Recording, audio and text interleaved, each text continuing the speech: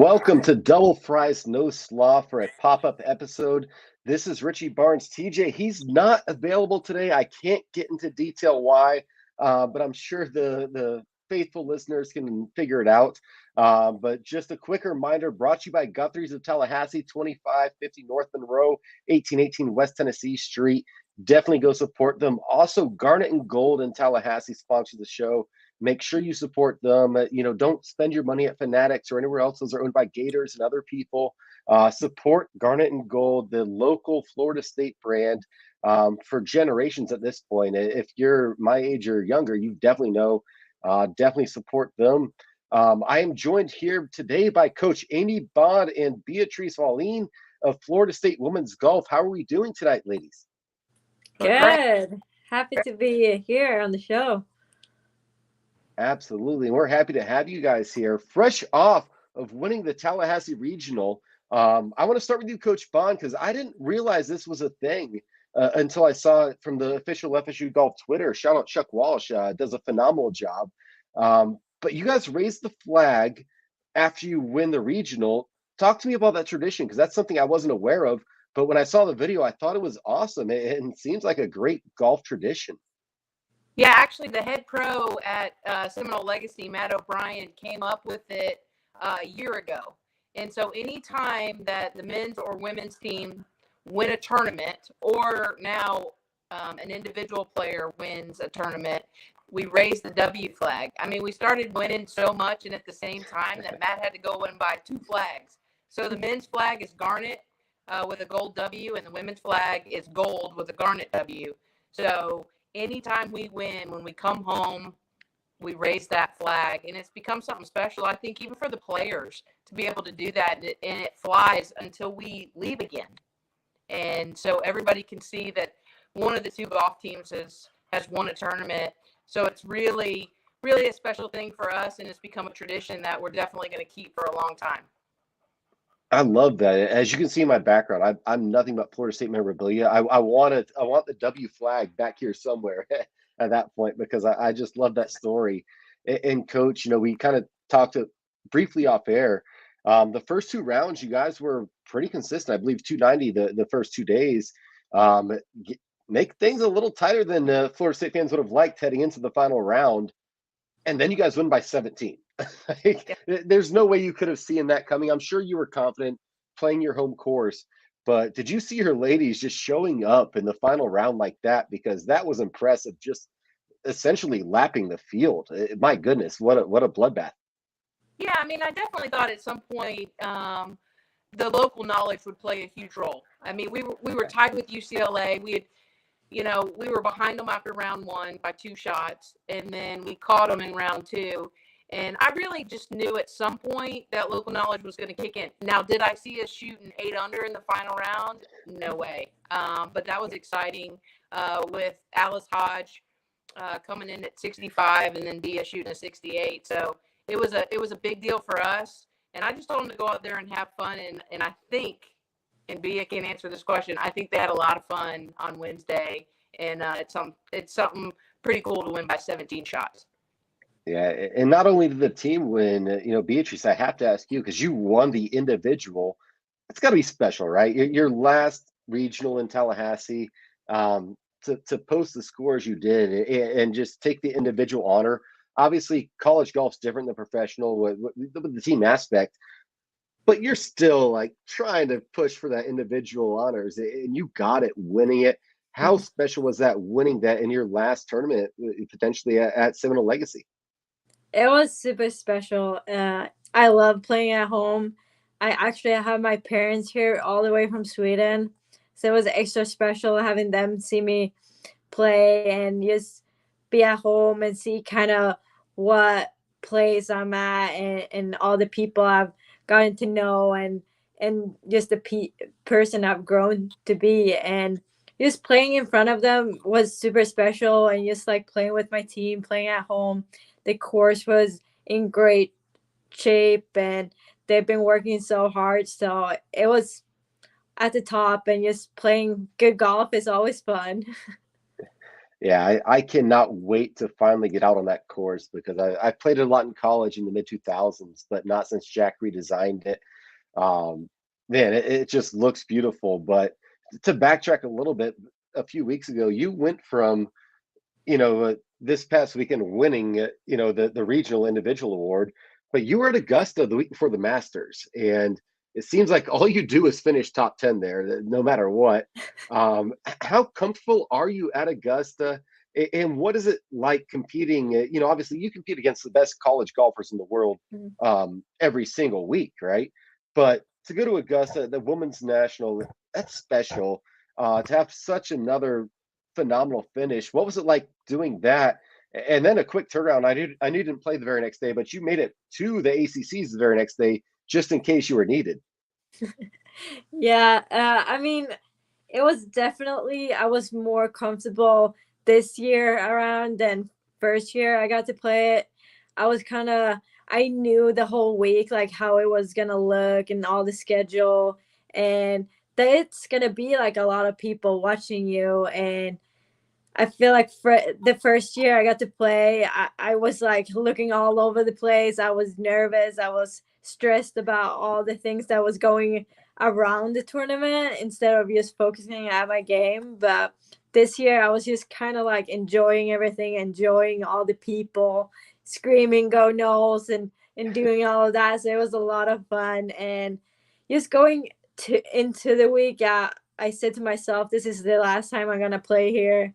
I better do like enjoy it and like just take everything in and just appreciate such a great event because it's not a lot of time you get to play.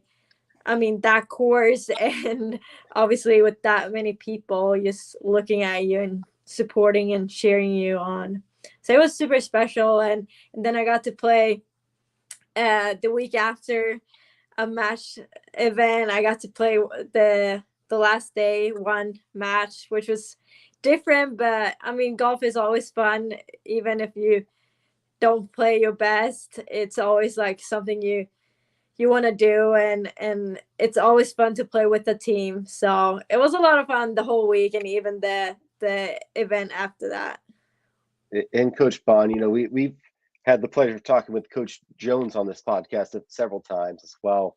And I think about Brooks Koepka, winning or competing in the U.S. Open as an amateur and being the low amateur, and John Pak being the low amateur. How cool is it to watch one of your players outside of a college event with the best in the world? A step above college, because that's got to be cool, and it's got to be somewhat nerve wracking as well, right? Yeah, not nearly as nerve wracking as it would have been if she was playing in a college tournament. It was a lot of fun though, and this way I could just be a spectator. I'm not coach at that point. I'm just a spectator that's enjoying the golf that's being played. And she had told me the night before, one, she wanted to play in the final group, which she accomplished that. But two, she told me she was going to smile her way around Augusta National. And I think people saw her on TV, and that's exactly what she did. And she enjoyed the moment. So for me, it was cool to see all the Florida State fans doing the chop, screaming the war chant. It was just a lot of fun to be able to be a spectator and just enjoy the moment with her. But at the same time, I'm trying to maneuver my way around 25,000 people just so I can get a glimpse at her as she played around the golf course. And Coach, you kind of mentioned that, we talked, it's a team sport. It really is. As great as Beatrice is, that you need other golfers to show up. And, in that last round, you mentioned Ellis Hodge, 65 course record. That is ridiculous. And most of the people listening to this are here for football, but they don't understand golf. In a 65 in a actual college tournament, that's just stupid. Like, how cool is that to see that play out in real time? And Beatrice, were you aware that that was happening, that she was on pace to set the course record? Because I'm sitting here watching on my laptop, and I'm saying, my goodness, I'm trying to explain to my wife what's going on. She's like, that sounds cool. I'm like, no, it is cool. That's a big deal. Yeah, I had no clue. I actually didn't know until afterwards, because I was one of those people that had the course record earlier, and I know she beat me. I was like, oh man. But I'm super happy for her. I mean, it's awesome to play so good on the last 9 and do all those birdies and eagles. It's crazy. Yeah, I mean, she had 5 straight threes. So she had a birdie on 10, an eagle on 11, a birdie on 12, a par on 13, an eagle on 14. And then I go and show up on 15 and she makes double. So she shoots 30 with a double. So needless to say, I was like, well, you can blame the double on me. And so I left her alone the rest of the round, and she ends up double in 15, birdie in 16, par in 17, and birdie in 18. And I walked out in 18 fairway and hid behind a tree, literally. And she hit her second shot up to about 6 feet. And she walks by me and she's like, I see you. And I'm like, hey, can I have the honor of walking up 18 with you as you finish this off? And she's like, yeah, come on. So amazing that she had 7 threes on the back 9 at Seminole Legacy. It was unreal. That is just ridiculous. And again, I can't stress enough for those listening that aren't sure what that means. That's extremely impressive. But not the only impressive one outside of her and Beatrice. Charlotte Heath, I'm just scrolling the timeline on Twitter, and I just see a video of this Florida State golfer holding out for eagle, and it's just the perfect shot, like bounce, bounce, bounce right in the cup. Were you there for that, or did you hear it wherever you were on the course? Because that was pretty special. And watching that, like, my goodness, when I saw that, I'm like, they're not losing. Like these girls are going to win this tournament. Yeah, actually, that was in the first round on 17, and I was actually with her at the time. Had 125 yards and holed out a pitching wedge. And we haven't had a hole out in forever. And the crazy part is sorry about the dog, but the crazy part is our videographer got it on camera. And he'd been waiting all day just for a birdie, and he gets an eagle. And then flip it around. One thing you don't know maybe is the very next day, Bia holes out on 4, and he also gets that on camera. So it's one of the craziest things I've ever seen. And, sometimes in golf, when good things are going to happen, balls start to fall in from everywhere. But Charlotte hit a perfect shot on 17, and that's the first time in her career she's holed out from the fairway. So something pretty cool and unique. So it was something special. It was a lot of fun. I was in the group behind, and I've never seen Coach scream and raise her arms like this. So I was like, what is going on? So it was a lot of fun to see behind. I was on a different hole, but I could hear her, and I saw the people applauding and screaming. So it was a lot of fun for me as well. Yeah, I love going to tournaments. I'm at the Arnold Palmer Invitational every year, and you love, as a spectator, I love when I'm watching a hole and you just hear roars from across the fairway or whatever it is. You're like, whoa, what just happened there? And it's just awesome that for you, Beatrice, that it was one of your teammates who holed out there. What's next for you guys? Obviously, you advance now. What's your schedule looking like, Coach Bond and Beatrice, moving forward the next few days, heading into the next round? Yeah. Basically, we leave. It's a quick turnaround. We leave on Monday, actually. The national championship starts next week. So a couple days of practice at Seminole, and then we leave on Monday, do a little practice out there on Tuesday. They have a walk around. They allow us to walk around the golf course on Wednesday, play a practice round on Thursday, and actual play starts on Friday. So we play 54 holes of stroke play. So Friday, Saturday, Sunday, and then the 24 teams are cut to 15 on Sunday night, and then the 15 play one more round of stroke play on Monday as a salute to service. So each of the girls plays for a fallen soldier, which is very unique and so much fun to realize, those that have sacrificed so much for us. And then that's also the race to the 8. So those 15 teams race to the top 8. The top 8 make match play and play 2 rounds on Tuesday and the finals on Wednesday. So it's a long week, but it's a fun week. I mean, Bia's been a part now of outside of COVID, three national championships. So Bia, kind of tell them, leading up to it, some of the things that we do when we get out there and things like that. Well, we kind of like you said, walk the golf course, kind of look around, talk about places not to be, places you want to be, and we do a lot of practice, like get the speed of the greens, and kind of just like get in shape to the tournament, and just know all the places you want to be in and not, and just talk a lot about the golf course and make everyone feel comfortable with all the holes, and kind of just take it from there, and then we all just do our own thing, whatever we need to prepare for the upcoming rounds.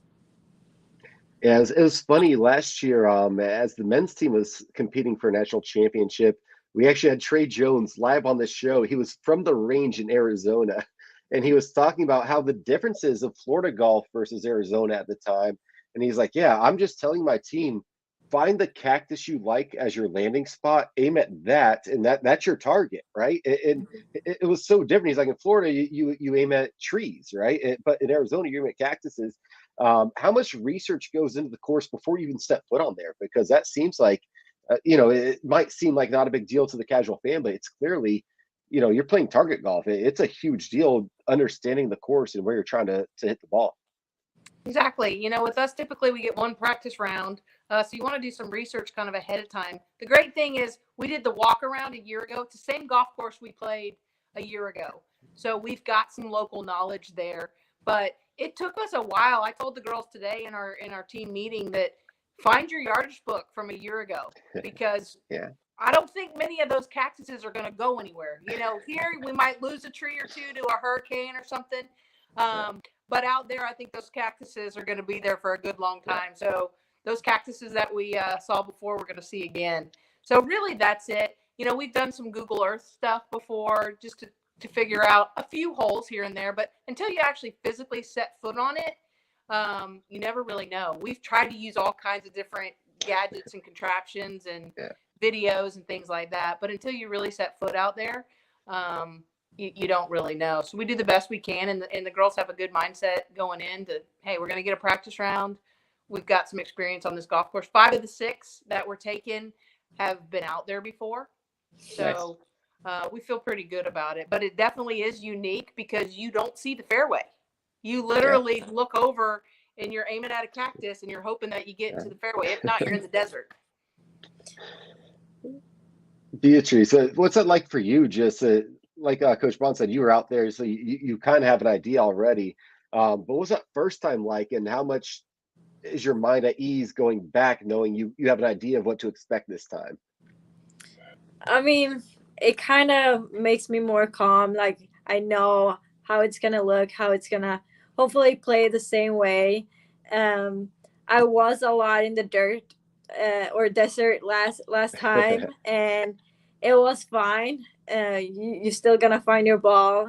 It might be a little trickier than hitting from a rough, but it's still the same. And I don't know. I feel like going into this year, we all have the experience from last year, most of us, and we know what to do and what to expect. So I think our odds is a bit higher this year, and I feel really good with the team and my own game. So hopefully we can do what we want and win this thing. Yeah, and we're all definitely pulling for you guys. I don't want to keep you too long, and we don't typically take listener submitted questions for this podcast, but I did solicit one. I reached out to John Pock and said, "Hey, I have Beatrice coming on the pod. What question should I ask?" And he said, "Ask her who wins the most chipping contest, him or you." So I gotta hear your answer on this one. Well, he's been getting a lot of luck. He's very lucky when it comes to chipping. But you should ask him back who wins on the big course. Okay. I love it. And then last thing, Beatrice, I saw, I follow him on Instagram as well, and you were at the Arnold Palmer Invitational. How cool is that to just see him, basically a year ahead of you of what you want to accomplish on the women's tour, on a sponsor exemption, make the cut. I dragged my wife around, and she's like, "There's Rory McIlroy, all these people. Why are we following him?" I'm like, Hey, he's been on the podcast. He's a Florida State guy. We have to follow him for at least a couple holes. Actually ran into his dad on one of those holes. Just how cool is that seeing him at Bay Hill make the cut and really compete, because that was awesome to me as a Florida State golf fan. It's a lot of fun. Yeah. I do enjoy playing more than watching because I get jealous. I'm like, oh, I want to hit that shot and all of that. But I'm super proud. He did great, and it's just fun to like see before